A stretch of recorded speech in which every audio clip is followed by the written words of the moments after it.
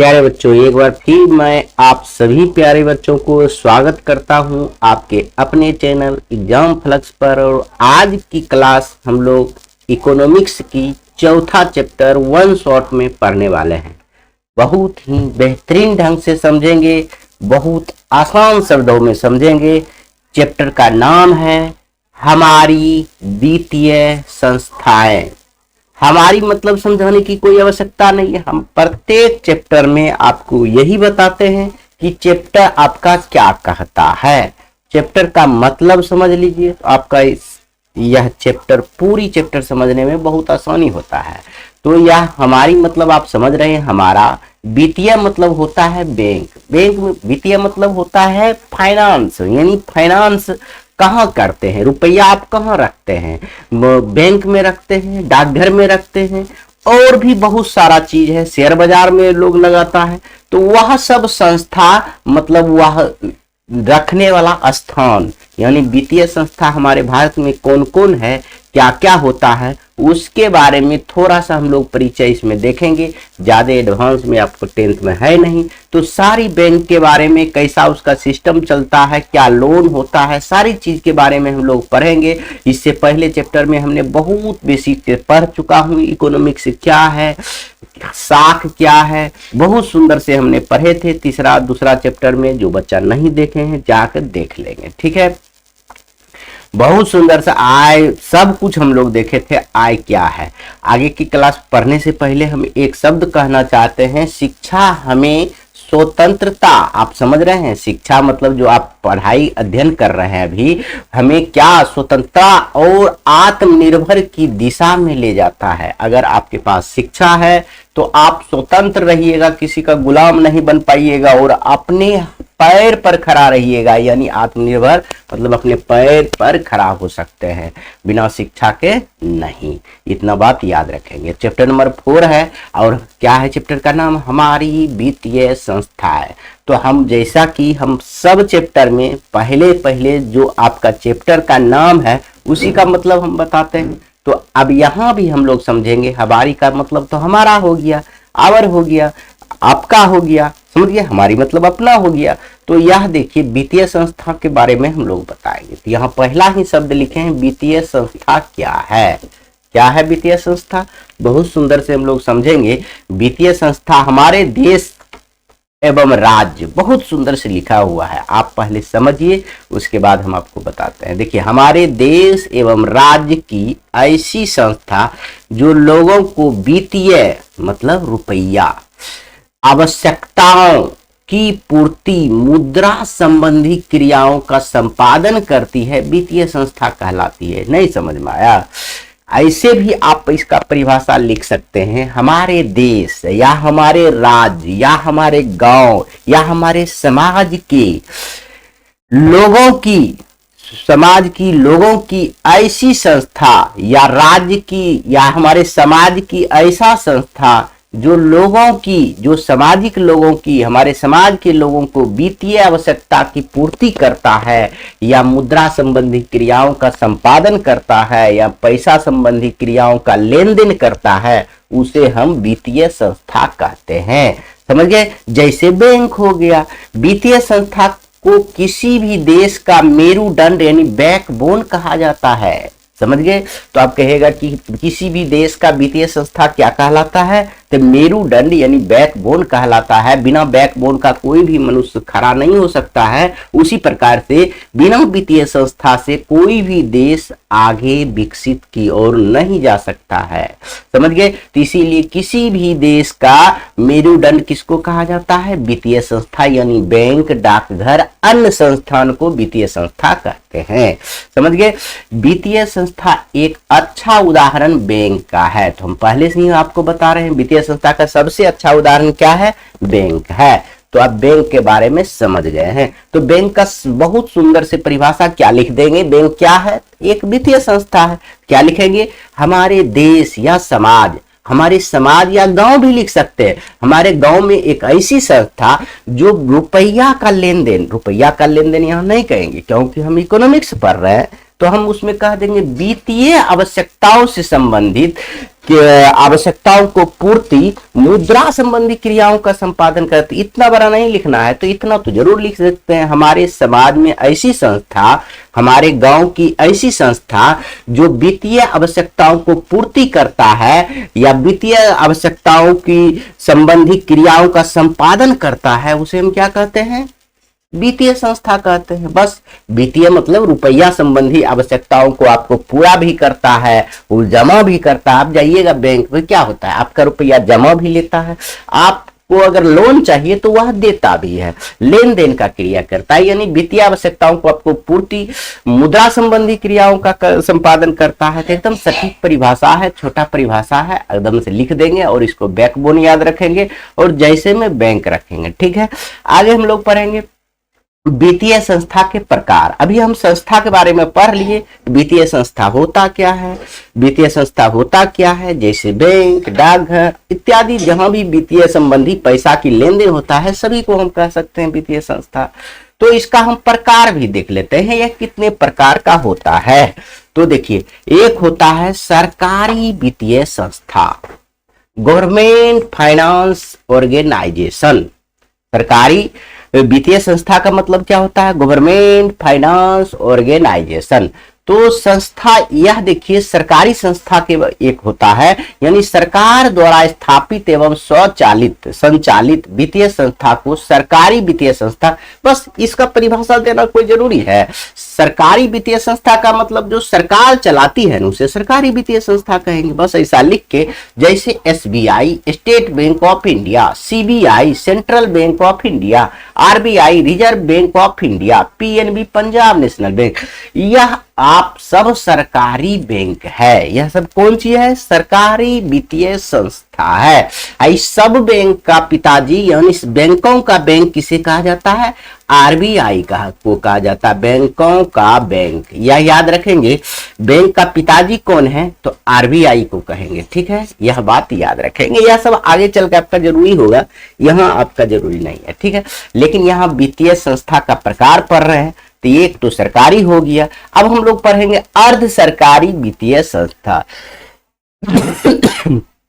अर्ध सरकारी वित्तीय संस्था में हम लोग देखेंगे कि जो सरकारी भी है और प्राइवेट भी है। मतलब देखिए, अर्ध सरकारी मतलब लिमिटेड, वैसी वित्तीय संस्था जो, यहां देखिए इंग्लिश में यह लिखा हुआ है, समझ गए, इंग्लिश में लिखा हुआ है, ये होगा आपका, क्या लिख दिया है? आरबीआई। आरबीआई, यहाँ आरबीआई है, क्या है? आरबीआई। इसको आप इंग्लिश को काट के लिखेंगे, ऐसा संस्था जो आरबीआई, सॉरी इसको हम लिख ही देते हैं आरबीआई। ठीक है, तो ऐसी वित्तीय संस्था जो आरबीआई। अभी हम आपको बताए हैं बैंक के पिताजी कौन है? आरबीआई। तो पिताजी के गाइडलाइंस पर ही सारा बैंक चलता है।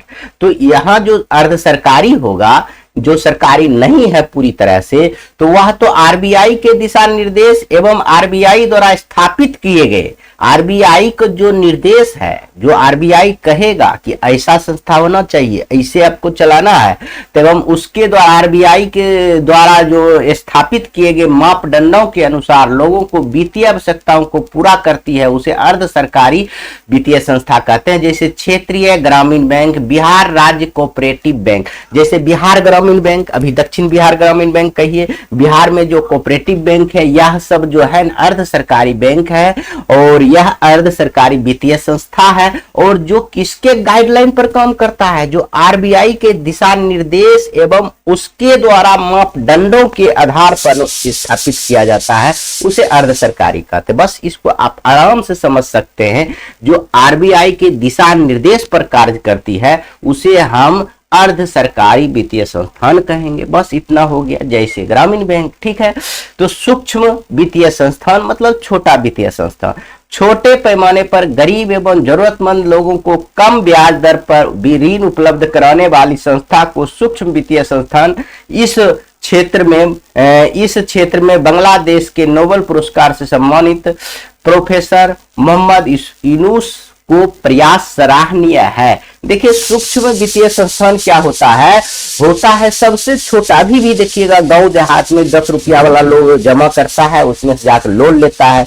चाहे कुछ माइक्रो फाइनेंस जिसको आप कहते हैं ना, वही माइक्रो फाइनेंस नाम के बहुत सारा कंपनी है, उससे लोग छोटा छोटा रुपया लेते रहता है, उसी को हम लोग कहते हैं लेन देन। अगर उससे आप लोन लीजिएगा तो साप्ताहिक आपको रुपया भरना पड़ेगा, तो उसी को हम लोग कहेंगे सूक्ष्म वित्तीय संस्थान। और इस क्षेत्र में बांग्लादेश का स्थान सराहनीय है। बांग्लादेश के एक व्यक्ति है जिसको नोबेल पुरस्कार से सम्मानित किया गया है, प्रोफेसर मोहम्मद यूनिस को। मोहम्मद यूनिस को किसके लिए उसको सम्मानित किया गया नोबेल पुरस्कार से? तो सूक्ष्म वित्तीय संस्थान के आगे बढ़ाने के लिए, क्योंकि यह इसमें जो गरीब आदमी रहता है उसको 5,000 10,000 का वो जो लोन देता है और उसका जरूरतमंद पूरा होता है। समझ गए? अगर वह संस्था नहीं रहे तो बैंक तो उसको देगा नहीं, क्योंकि बैंक तो गारंटी मांगता है। समझ गए? तो इसलिए यह भी संस्था होना देश में बहुत जरूरी है। ऐसे तो हम पहले ही आपको बता दिए, वित्तीय संस्था जो है बैकबोन कहा जाता है, यानी मेरुदंड कहा जाता है किसी देश के लिए। ठीक है, अब हम प्रकार देख लिए तो देखिए यह तो हम देखें कितना प्रकार का होता है वित्तीय संस्था। जो लेन देन करता है पैसा वो कितना प्रकार का होता है? तो 3 प्रकार के, एगो सरकारी, एगो अर्ध सरकारी, एगो सूक्ष्म यानी छोटा।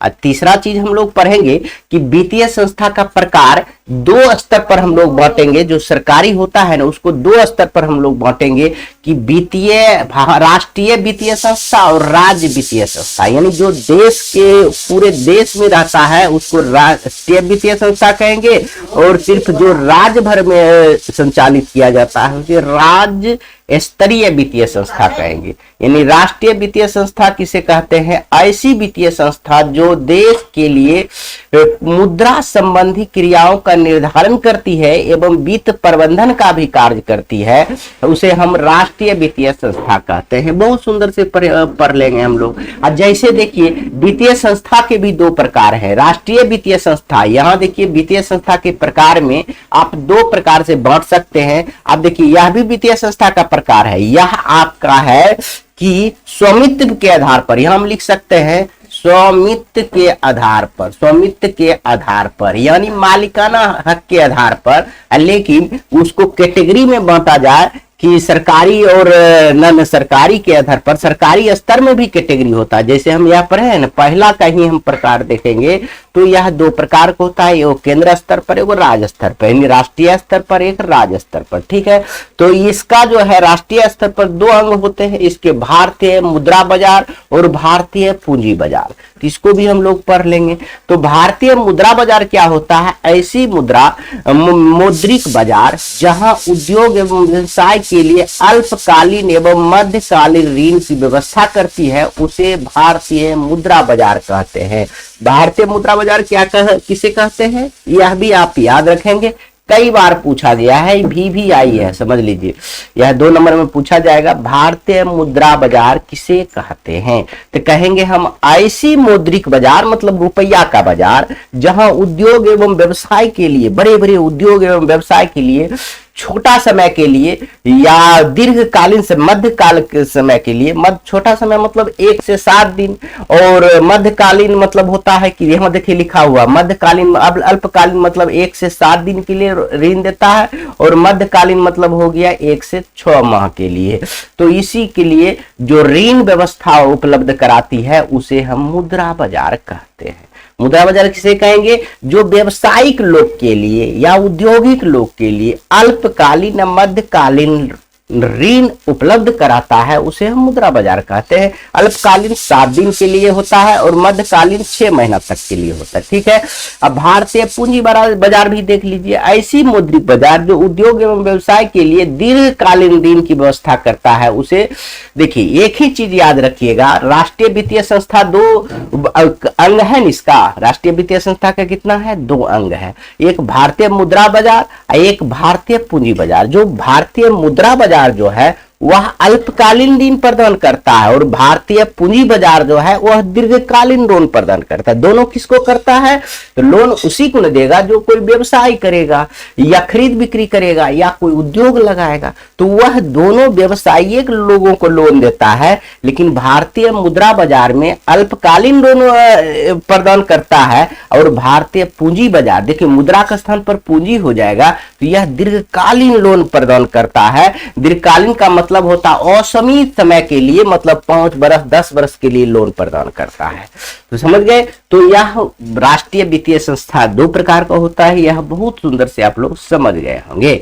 तो यहां से आपको वह सवाल बनेगा, इसलिए आपको यह ध्यान में रखना है। राष्ट्रीय वित्तीय संस्था आपको बहुत इंपॉर्टेंट है, तो आपको यह भी सवाल पूछा जाएगा, क्वेश्चन के रूप में होगा, नहीं होगा तो हम आपको बता देते हैं। पूछा जाएगा राष्ट्रीय वित्तीय संस्था क्या है तथा इसके कितने अंग होता है, तो आपको इतना चीज लिखना है। कुछ कुछ छांट भी सकते हैं इसमें, तो समझ गए?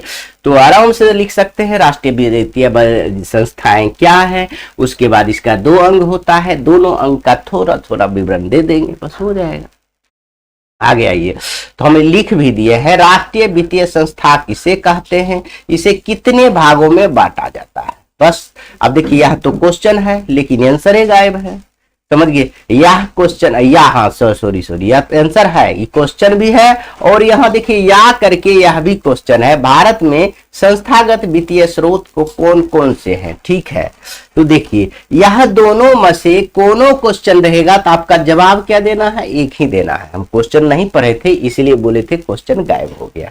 तो यहाँ देखिए कहता है राष्ट्रीय वित्तीय संस्था किसे कहते हैं, चाहे लिखा रहेगा इसके कितने भागों में बांटा गया, अभी तुरंत बताया है, और वही चीज अब लिखेंगे। या लिखल रहेगा भारत में संस्थागत वित्तीय संस्था, भारत कौन है? राष्ट्रीय, देश को कहते हैं भारत, राष्ट्रीय को कहते हैं देश, पूरे देश के स्तर पर जो कार्य होता है उसे राष्ट्रीय कहते हैं।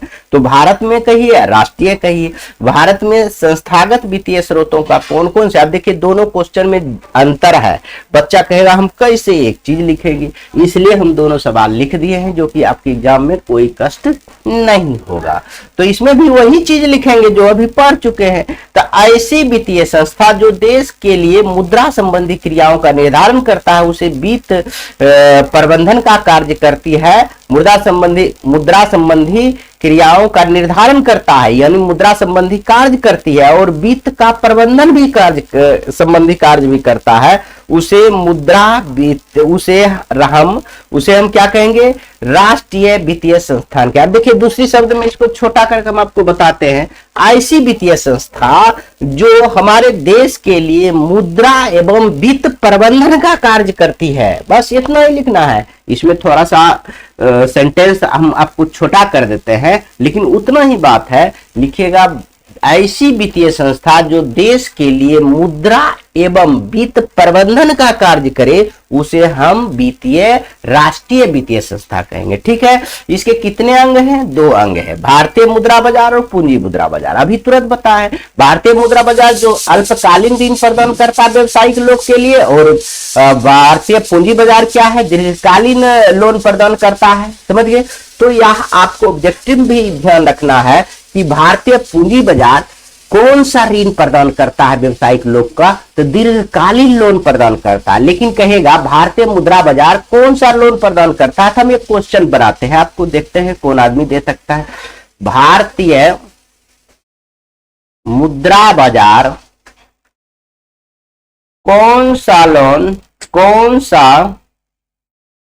ऋण, लोन का हिंदी होता है ऋण, प्रदान करता है। देखिए ऑब्जेक्टिव क्वेश्चन बना रहे हैं हम। कौन नंबर में देते हैं?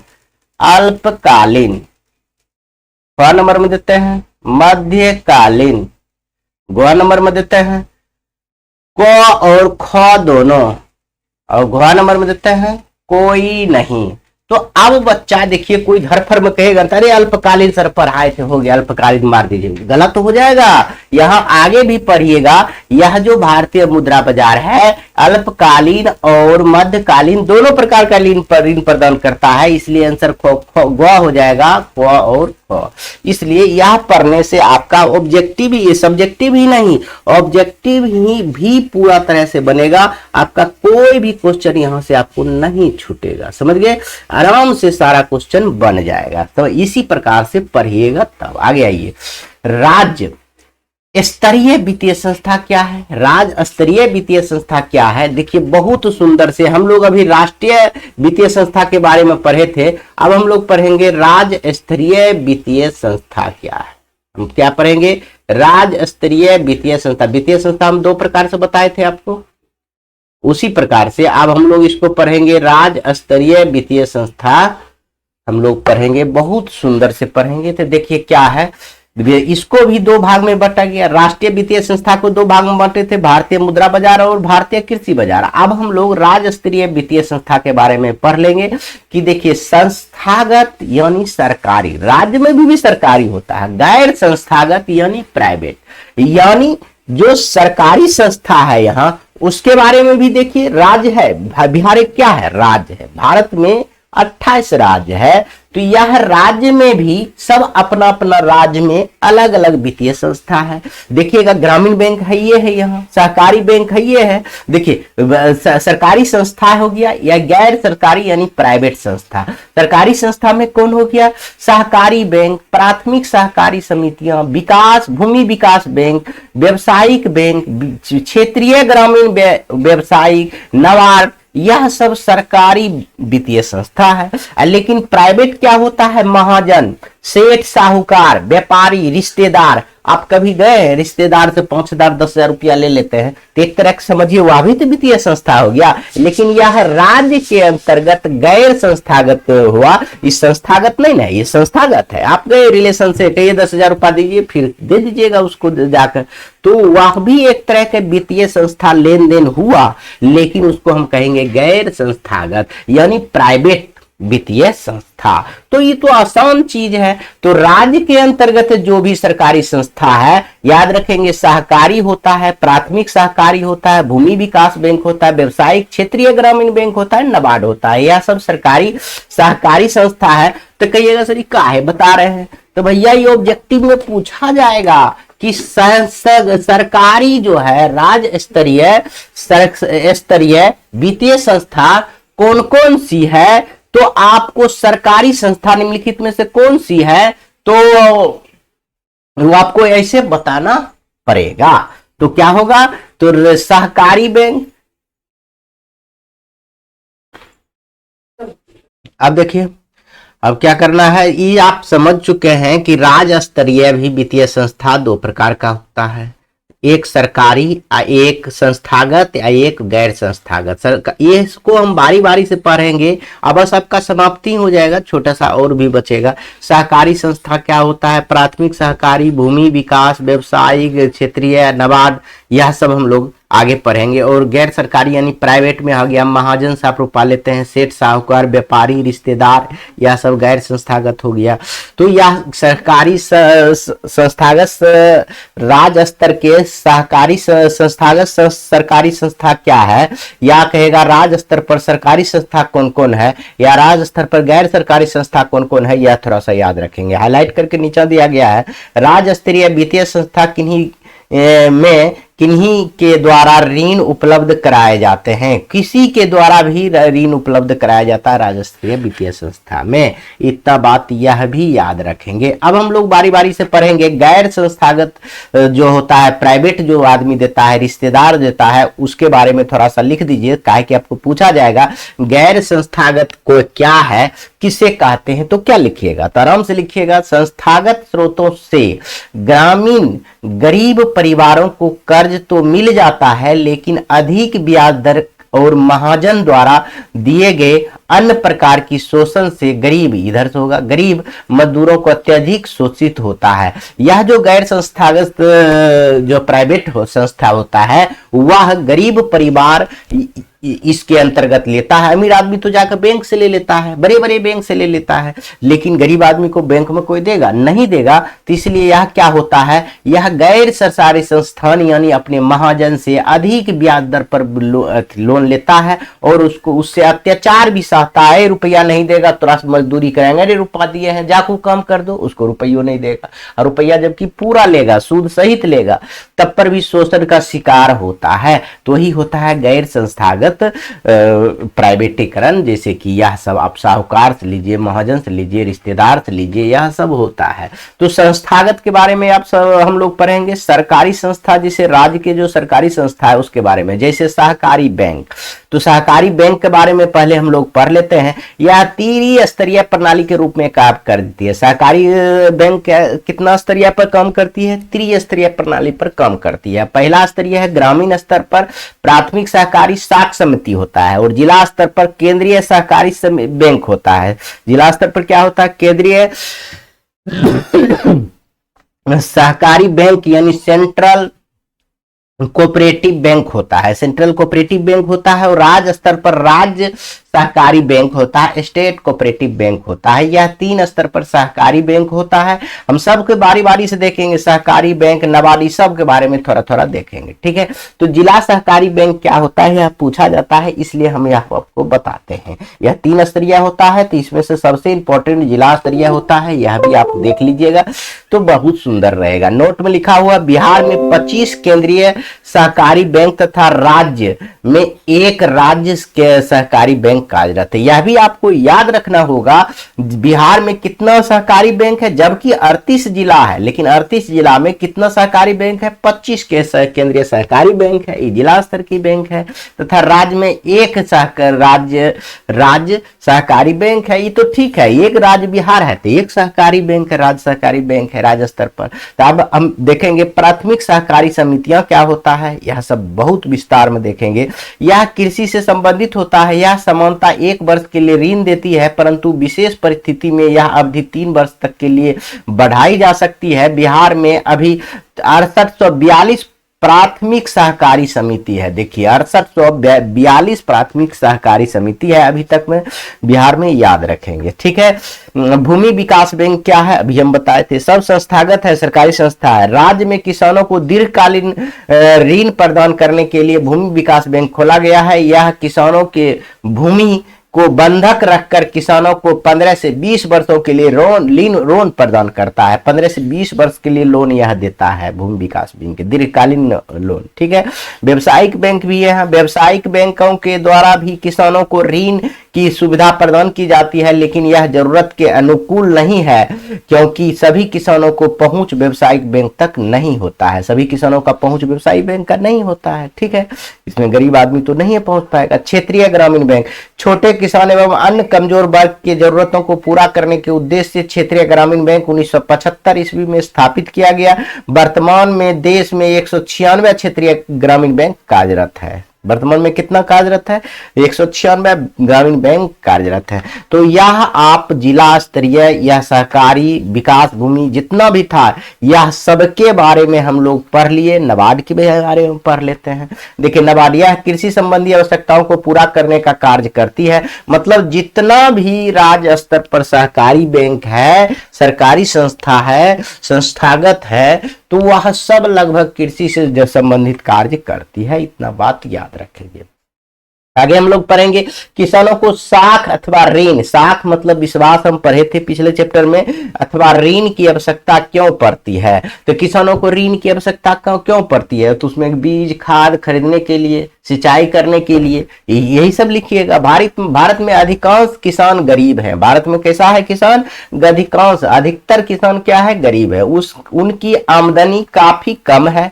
मतलब कम आमदनी रहेगा तभी ना गरीब कहलाएगा, ठीक है। फलता है, परिणाम स्वरूप यह लिख सकते हैं कि बीज, उर्वरक, सिंचाई आदि के लिए उन्हें खास यानी विश्वास के आधार पर अथवा ऋण की आवश्यकता होती है। उन्हें क्या होती है? ऋण की आवश्यकता होती है। किस लिए?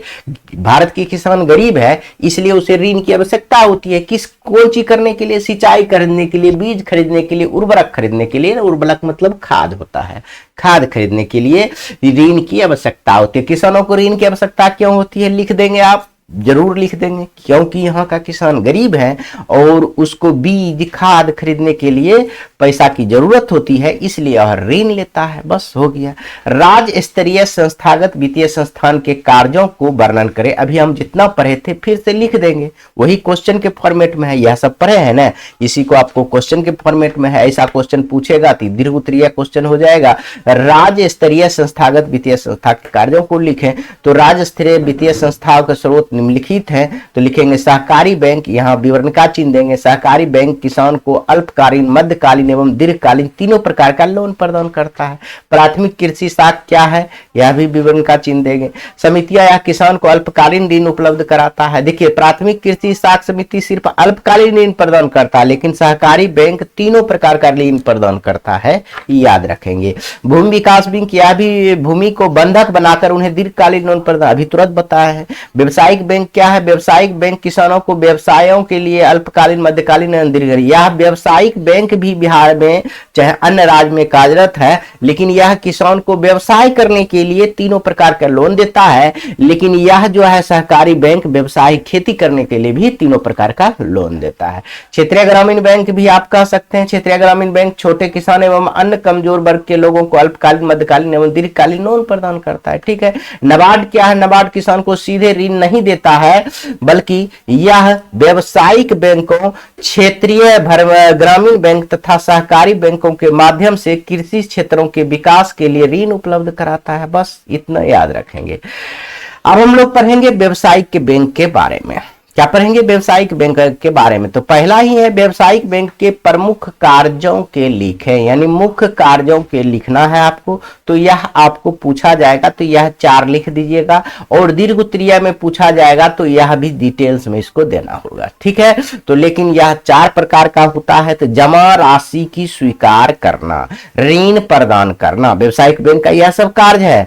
तो समान अयोग्यता संबंधी कार्य करना और एजेंसी संबंधी कार्य करना, ये 4 प्रकार का कार्य होता है, लिख देंगे। अब इसका मतलब बारी बारी से समझते आते हैं। 1 नंबर में है जमा राशि की स्वीकार करना। व्यवसायिक बैंक को सबसे महत्वपूर्ण कार्य अपने ग्राहक से जमा के रूप में मुद्रा प्राप्त करता है, और इसे पैसा को किसी दूसरे व्यक्ति को कर देकर वह बैंक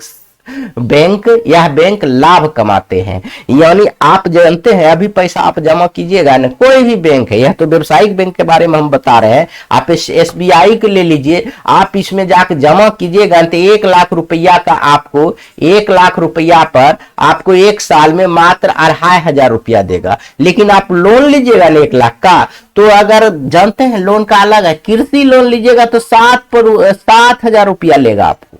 समझ लीजिए, इतना फायदा है बैंक में। आपको 2,500 दे दिया, तब पर भी 4-4,500 उसको फायदा हो गया।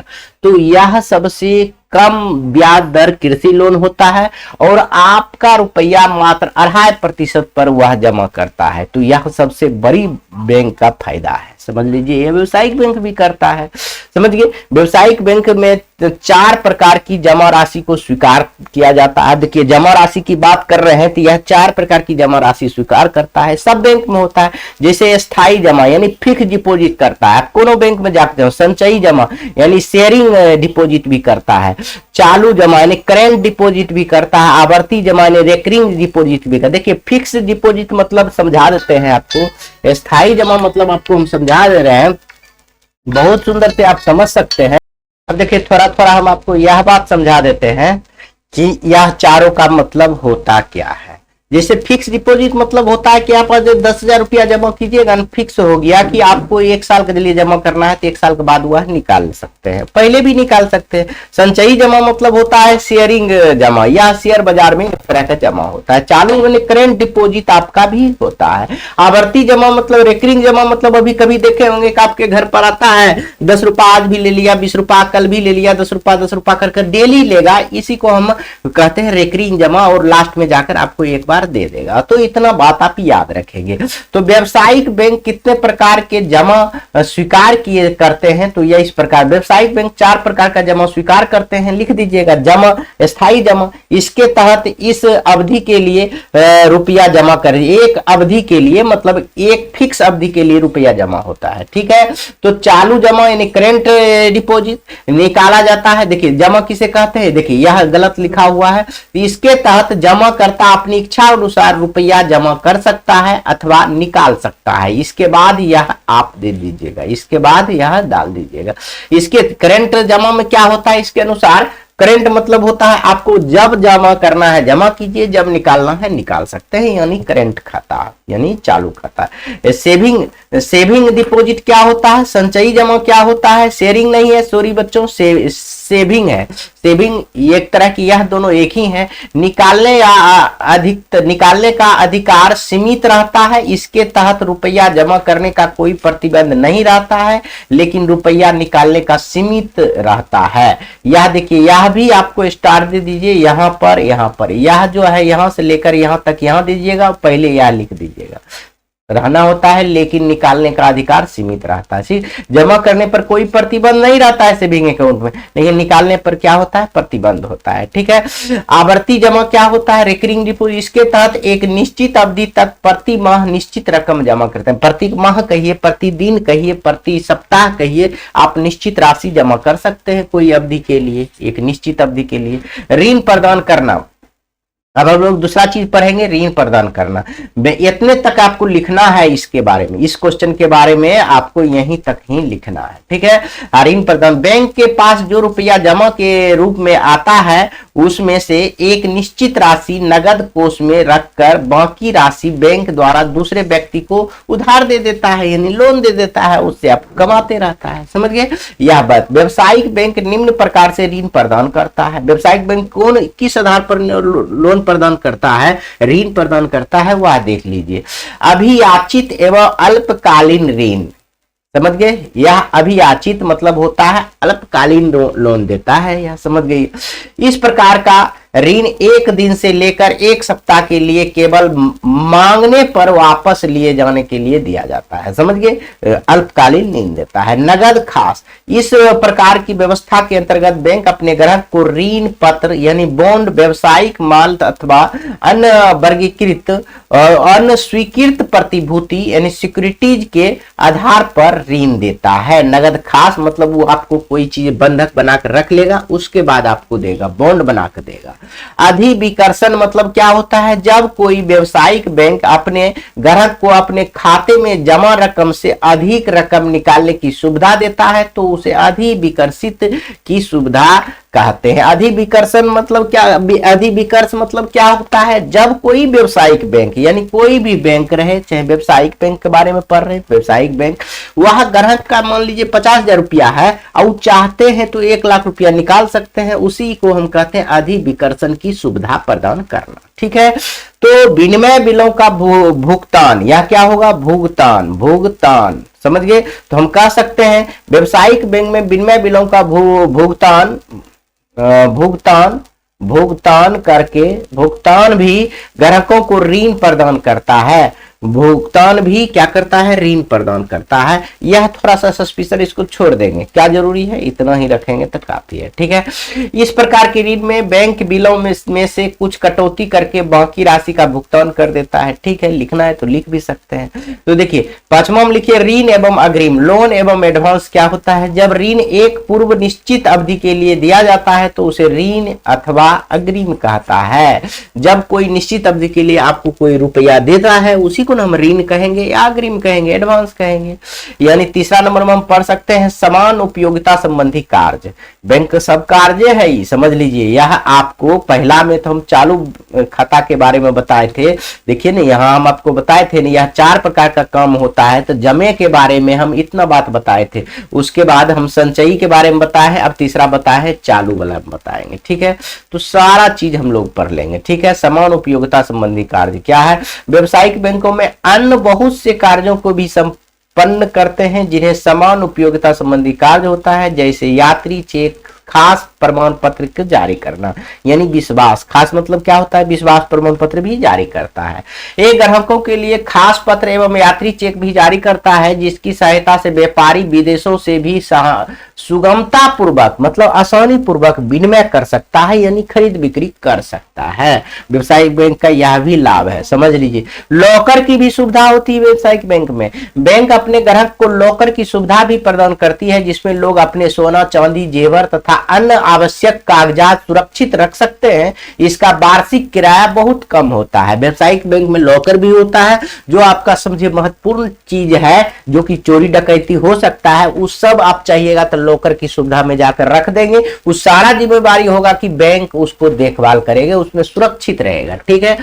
एटीएम एवं क्रेडिट कार्ड भी सुविधा देता है व्यवसायिक बैंक। बैंक 24 घंटे पैसे निकालने की सुविधा के रूप में एटीएम सेवा दे रहे हैं, साथ ही क्रेडिट कार्ड की सुविधा भी प्रदान करती है। ग्राहक विश्व में एक निश्चित राशि क्रय सुविधा प्रदान होने से ग्राहक विश्व में मतलब पूरे विश्व में जाकर आप रुपया निकाल सकते हैं। पूरे विश्व में निश्चित राशि तक खरीदारी कार्ड करके कार्ड द्वारा भुगतान कर सकते हैं। यानी हम कहने का मतलब है क्रेडिट कार्ड के बारे में हम पहले भी बता दिए हैं, यह सबको नहीं मिलता है। पहले चैप्टर में बताए हैं, तीसरा चैप्टर में यह उसी को मिलते हैं। प्लास्टिक मुद्दा ही दोनों है। तो जिसके नौकरी है, जिसके बैंक में ज्यादा रुपया है तो उसको क्रेडिट कार्ड दे देता है। जिस समय रुपया नहीं भी रहता है तो वह खरीद बिक्री कर सकता है कुछ अवधि के लिए, 10 दिन 20 दिन 1 महीना के लिए, फिर वापस कर देगा तो उससे रुपया नहीं लिया जाता है बैंक के द्वारा। अगर उसके बाद लिया जमा करेगा तो रुपया लेगा। एजेंसी संबंधी कार्य भी करता है, यह भी लिख दीजिएगा। वर्तमान समय में व्यावसायिक बैंक ग्राहकों की एजेंसी के रूप में सेवा करते हैं। इसके अंतर्गत बैंक क्या करता है, ये नंबर में लिखिएगा, चेक, बिल, ब्याज, ऋण की किस्त, बीमे की किस्तें का भुगतान आदि क्रियाएं भी करती है एजेंसी के माध्यम से। एजेंसी के माध्यम से अपना सर्विस पॉइंट भी खोलता है, ग्राहक सेवा भी केंद्र भी खोलता है व्यावसायिक बैंक। इतना काम करती है सामान्य बैंक की तरह। अब थोड़ा सा और पढ़ लीजिए, व्यावसायिक बैंक के प्रमुख कार्यों को विवेचना कीजिए। तो वो सब कुछ पढ़ चुके हैं, तो दोबारा ही क्वेश्चन आया है तो दोबारा पढ़ लीजिए। व्यावसायिक बैंक के मुख्य कार्य निम्नलिखित है। व्यावसायिक बैंक 4 प्रकार के होते हैं। स्थायी, यह सब देख चुके हैं। देखिए व्यावसायिक बैंक निम्न प्रकार से ऋण प्रदान करती है। अभियाचित एवं अल्पकालीन। अभियाचित या अल्पकालीन के, अभियाचित मतलब अल्पकालीन होता है। अधिवर्ष मतलब होता है कि अभी तुरंत बताया है अधिवर्ष के मतलब, देखिए यहाँ बताया है ना, उसे जो है ना जितना रुपया जमा रहता है उसे अधिक की रकम निकालने की सुविधा देता है, उसे अधिक वर्ष कहते हैं। और नगद खास हो गया, विनिमय बिलों का भुनना, यह सब बता चुके हैं। यह एक नहीं बताए थे, यह बताते हैं ऋण एवं अग्रिम। जब ऋण एक पूर्व निश्चित अवधि के लिए दिया जाता है उसे ऋण या अग्रिम कहते हैं। यह भी हम लोग पढ़ चुके हैं, समझ गए। यह सब आपको दोबारा हम बता रहे हैं। समान उपयोगिता संबंधी कार्य भी देख लीजिए।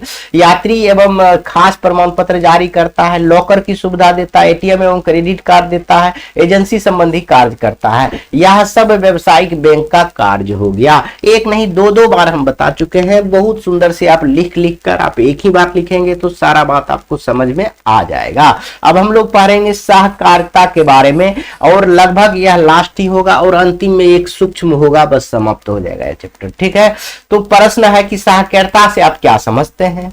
पढ़ते आ रहे हैं, सहकारिता एक संस्थागत सरकारी संस्था है, तो इसके बारे में हम लोग पढ़ लेते हैं। सहकारिता का अर्थ होता है एक साथ मिलजुल कर कार्य करना। सबसे इंपॉर्टेंट तो यही है। सहकारिता का मतलब क्या होता है, एक साथ मिलजुल कर काम करना। सहकारिता, सह मतलब सहयोग करके, एक साथ मिलजुल कर कोई काम करता है तो उसे हम क्या कहते हैं, सहकारिता। अर्थात जब 2 या 2 से अधिक व्यक्ति स्वेच्छापूर्वक आर्थिक हितों की वृद्धि के लिए मिलजुल कर कार्य करते हैं उसे सहकारिता कहते हैं। कितना आसान है। भारत में इसकी शुरुआत 1904 ईस्वी में हुई। फैक्ट है, याद रखेंगे। सहकारिता का शुरुआत भारत में कब हुआ था, 1904 ईस्वी में। सहकारिता खास समिति द्वारा हुई है जिसकी अनुसार गांव या नगर में कोई भी 10 व्यक्ति मिलकर सहकारिता साख समिति को स्थापना कर सकते हैं। सहकारिता के 3 तत्व हैं। कौन कौन है, संगठन के सदस्यता स्वैच्छित होता है, संगठन के प्रबंधन एवं संचालन गणतंत्रात्मक आधार पर होता है। संगठन का उद्देश्य निजी लाभ नहीं बल्कि सामाजिक लाभ होता है। सहकारिता का उद्देश्य क्या होता है, अपना लाभ नहीं कमाना, वह जो उस आदमी में जुड़ा है उस संबंधित लोगों को, सामाजिक लोगों को लाभ पहुंचाना। जैसे बैंक तो अपना लाभ कमाता है लेकिन यह लाभ के उद्देश्य से नहीं बनाया जाता है। तो वही हम लिखेंगे सहकारिता के मूल तत्व क्या है, राज्य के विकास में इसकी क्या भूमिका है। तो अहम भूमिका है। जब गरीब लोग आप ऊंचे पायदान पर जाएंगे तो राज्य भी ऊंचे पायदान पर जाएंगे। जब गरीब की विकास होगा तो राज्य की भी विकास होगा, समझ गए। यह हम पहले भी पढ़े हुए हैं। तो कहा जाता है सहकारिता मुख्यतः 3 मूल तत्व है। सहकारिता कितना मूल तत्व है, 3 तत्व है।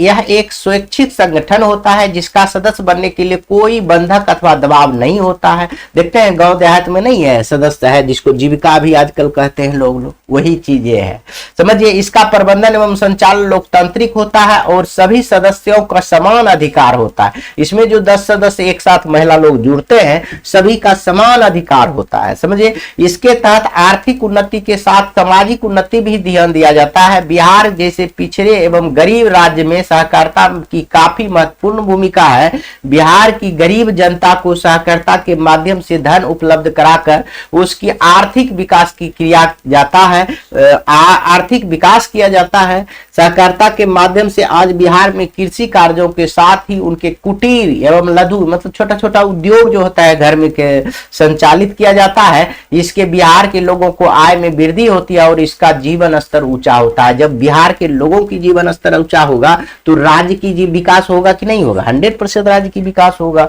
तो यह जो है, अभी तो नीतीश कुमार ने देखिए सबको 10-10 हजार रुपया दे रहा है कुटीर उद्योग और लघु उद्योग खोलने के लिए, तो आप तो देख ही रहे हैं। समझिए, बहुत सुंदर से यह समझ सकते हैं, बहुत आसान चैप्टर है, कोई भारी नहीं है।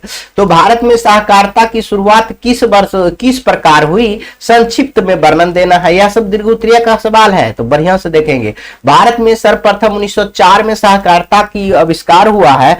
एक सहकारी साख समिति पारित हुआ, जिसके अनुसार कोई भी 10 व्यक्ति मिलकर सहकारी खास समिति की स्थापना कर सकते हैं। सन 1912 ईस्वी में एक और अधिनियम आया, जिसके अंतर्गत ऋण के अतिरिक्त अन्य उद्देश्यों के लिए भी केंद्रीय संगठन की स्थापना की व्यवस्था की गई। अंततः 1915 में मैकलेगन समिति नियुक्त की गई, जिसने इसके भावी रूपरेखा तैयार की। इसके साथ ही भारत के सहकारिता की शुरुआत हो गई। इसका संचालन अब राज्य सरकारों के द्वारा होती है। 1929-30 के मंदी का सहकारिता का विकास पर प्रतिकूल असर पड़ा। वर्तमान में देश के ग्रामीण शाखा की 1/4 से अधिक सहकारिता साख समिति प्रदान की करती है। तो वर्तमान में इसका क्या इतिहास भूगोल रहा है, तो यह शुरुआत किस प्रकार से हुई, तो संक्षिप्त में इतना बात आपको लिखना होगा। 2-3 चीज याद रखना होगा। इसका आविष्कार, इसका जो स्थापना कौन सी समिति द्वारा किया गया है, सहकारी खास समिति द्वारा पारित किया गया है 1904 में। इसमें 10 लोग मिलकर एक खास समिति, सहकारी खास समिति का स्थापना करता है। 1912 में यह ऋण भी उपलब्ध कराने लगा। 1915 में मैगलेन की नियुक्ति किया गया, मैकलेगन समिति की नियुक्ति की गई है, जिससे वह भारत में बहुत सुंदर से हुआ। लेकिन क्या हुआ था, 1929-30 के जो आर्थिक मंदी हुआ था, इस पर भी कुछ प्रभाव पड़ा था। समझिए, यह बात सभी याद रखेंगे, 1-2 बार लिखेंगे तो याद हो जाएगा। अब हम लोग पढ़ेंगे स्वयं सहायता समूह, जिसको अभी पैसा दे रहा है नीतीश कुमार। समझ गए? तो ये स्वयं सहायता समूह क्या है, यह पढ़ लीजिए। स्वयं सहायता समूह 15-20 व्यक्ति, खासकर महिलाओं का एक ऐसा समूह है जो अपनी बचत तथा बैंकों में लघु यानी छोटा ऋण लेकर पारिवारिक जरूरतों को पूरा करते हैं, जिससे जीवन की मूलभूत आवश्यकताओं को पूर्ति हो सके तथा वे अपने जीवन पर बेहतर नियंत्रण कर सके। स्वयं सहायता समूह में समय अनुसार विभिन्न प्रकार की आवश्यकताओं के लिए एक उचित ब्याज दर पर ऋण मिल जाता है। स्वयं सहायता समूह तो आप जान ही रहे हैं, गांव में होता है। 10-20 महिला मिलकर अपना एक ग्रुप बनाता है, उसमें कुछ महिला जमा भी करती है, उसमें महिला क्या कहते हैं वहां से ऋण भी लेता है और साप्ताहिक जमा भी करता है अपने जरूरत के अनुसार, वही है। तो अब हम उसी के बारे में थोड़ा सा देख लेंगे। स्वयं सहायता समूह में महिलाओं को किस प्रकार अपनी अहम भूमिका निभाती है, महिलाएं किस प्रकार अपनी अहम भूमिका निभाती है वर्णन करें। यानी स्वयं सहायता समूह में महिला अपना कैसे भूमिका अदा करती है, उसके बारे में थोड़ा सा आपको लिख देना है। तो लिख दीजिएगा, समान सामाजिक आर्थिक स्तर के लोगों 2 बार हो गया। समान सामाजिक स्तर के लोगों का यह समूह, जिसके सदस्य अपनी जरूरत को पूरा करने के लिए मिलजुल कर कार्य करते हैं, स्वयं सहायता समूह करते हैं। समाज के वैसे समूह जो अपने जरूरत को पूरा करने के लिए मिलजुल कर काम करे, उसे स्वयं सहायता समूह कहते हैं। इस प्रकार से आप लिख सकते हैं। समझ गए? स्वयं सहायता समूह पुरुष अथवा महिला कोई भी गठित कर सकता है, परंतु ज्यादातर स्वयं सहायता समूहों का गठन महिलाओं द्वारा ही किया जाता है। भारत में स्वयं सहायता समूह की शुरुआत महिलाओं द्वारा ही की गई थी और आज भी अधिकांश स्वयं सहायता समूह महिलाओं द्वारा ही संचालित हो रहे हैं। समूह बनाने बचत करने, बैंक से ऋण लेने, उत्पादन करने और उत्पादन की बाजार तक पहुंचाने संबंधी समस्त कार्य महिलाओं द्वारा ही किया जाता रहा है। इस प्रकार स्पष्ट है कि स्वयं सहायता समूह महिलाएं विभिन्न प्रकार की अपनी अहम भूमिका निभाती है। स्वयं सहायता समूह में महिलाएं जो है विभिन्न प्रकार के क्रिया कार्य को करने के लिए अहम भूमिका निभाती है। आप सब जान रहे हैं, यह सब लिख सकते हैं। और यह अंतिम क्वेश्चन है, सूक्ष्म वित्त योजना क्या है? तो एक लाइन में जवाब दीजिएगा, वह योजना जिसके तहत स्वयं सहायता समूह के माध्यम से गरीब को छोटे स्तर पर ऋण उपलब्ध कराता है, सूक्ष्म वित्त योजना कहलाता है। सूक्ष्म मतलब छोटा, माइक्रो फाइनेंस प्लानिंग, समझ गए? तो माइक्रो फाइनेंस प्लानिंग का परिभाषा क्या देंगे? वह प्लानिंग यानी वह योजना जिसके तहत स्वयं सहायता के माध्यम से गरीब को छोटे स्तर पर ऋण उपलब्ध कराता है, उसे सूक्ष्म वित्त योजना या माइक्रो फाइनेंस प्लानिंग कहते हैं। इसी के साथ आपका यह पूरा चैप्टर समाप्त हो गया। अब हम फिर से अगले चैप्टर में मिलेंगे, चैप्टर नंबर 5 में बेहतरीन क्लास के साथ। इसी के साथ वीडियो समाप्त करते हैं। जय हिंद।